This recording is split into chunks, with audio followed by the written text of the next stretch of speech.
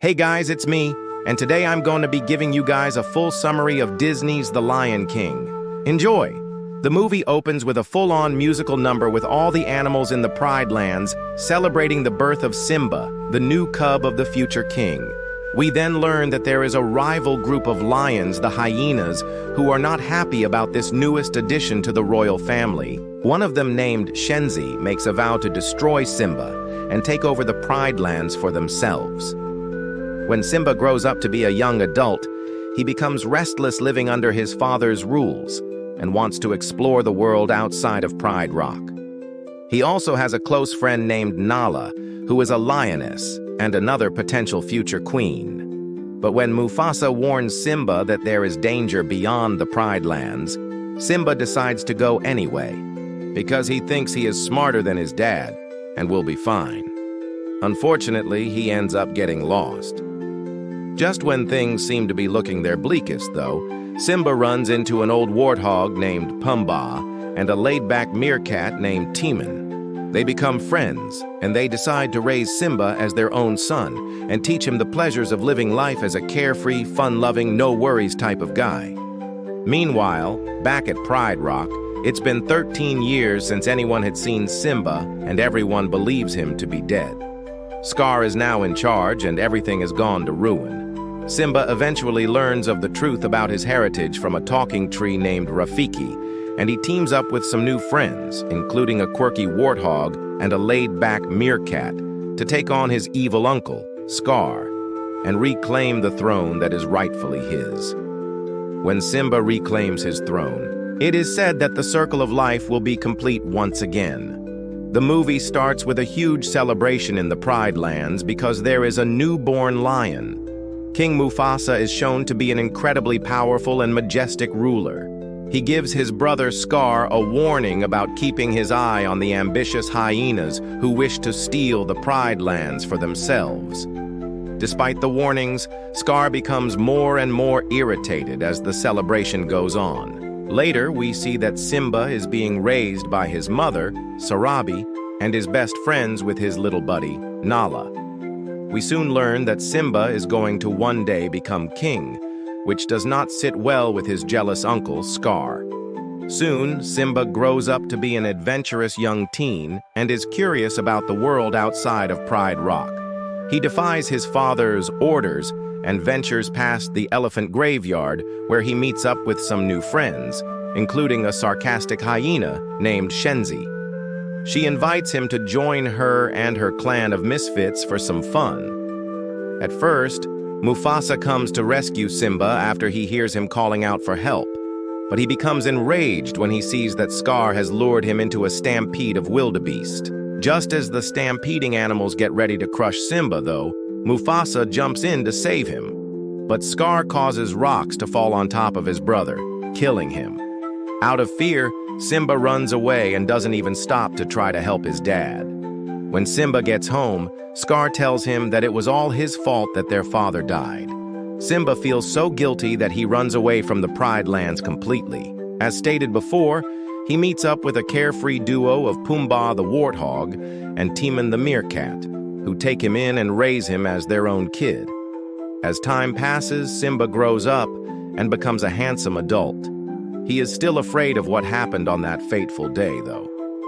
One night, he has a nightmare that sends him running away from the others. He ends up at Pride Rock, where he is greeted by the wise talking tree, Rafiki. Rafiki reminds Simba of who he really is and convinces him that it was not his fault that his father died.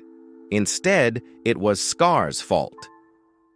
Just then, Simba hears his childhood friend, Nala, calling out for him, and she explains that the Pride Lands have suffered greatly under Scar's leadership, and they need Simba to come back and take his rightful place as king. Simba refuses at first, but later agrees to go back. Once there, he confronts his evil uncle, Scar, and the two fight over the leadership of the Pride Lands. The climax of the film is when Simba defeats Scar, defeating the hyenas and finally taking his rightful place as king. The film ends with Simba reuniting with his mother and Nala, and they welcome their newborn cub, Kiara. In the background, we can see Timon and Pumbaa watching them and smiling, proud of the young lion they helped raise up to that point. Now for the songs featured in the film. The first song is Circle of Life, which features a ton of animals in the Pride Lands celebrating the birth of Simba. The song establishes how important the role of king is and what it means to be a part of the Circle of Life. The song is epic and beautiful, and probably one of the most iconic opening numbers ever put in a film. It is also the highest-grossing opening number of all time. Next up is Be Prepared. This is a villain song in which Scar rallies his hyena clan to join him in overthrowing Mufasa and taking over Pride Rock. It's an excellent song. I love the vocals and the instrumentation and how the hyenas kind of march in formation as Scar speaks to them. It's very cool. Then we have Hakuna Matata, which is performed by Simba, Timon, and Pumbaa. It's a very upbeat song about how life is great as long as you don't have any worries.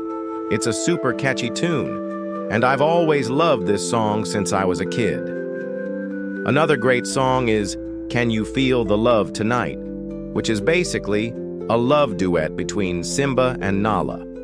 The song establishes just how perfect the two are for each other, and it's definitely one of my favorite songs in the entire film. There is also an additional love song called Endless Night that is performed by Simba and Nala, but it was cut from the final edit of the film.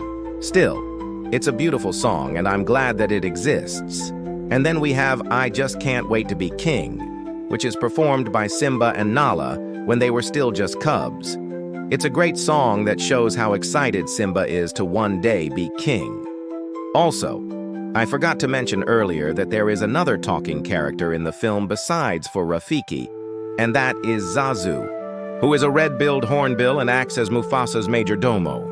He often appears in the film just to break the fourth wall and tell the audience what is happening. It's pretty funny. So overall, what do I think of the film? Well, if you haven't already guessed, I absolutely adore it. It is probably one of my top 5 films of all time. It has fantastic music, a unique story, unforgettable characters, gorgeous animation, memorable quotes, great life lessons, amazing visuals. What can't you love about it? I mean, the voice acting is fantastic too. I love the casting choices made for this movie. There's really nothing bad to say about it. If you've never seen the film, do so right now. You will not regret it. Well, that's it for this review. Thank you guys for watching. Here is the next movie in the series, and if you would like to support the channel, go ahead and hit that subscribe button. I'll see you guys next time.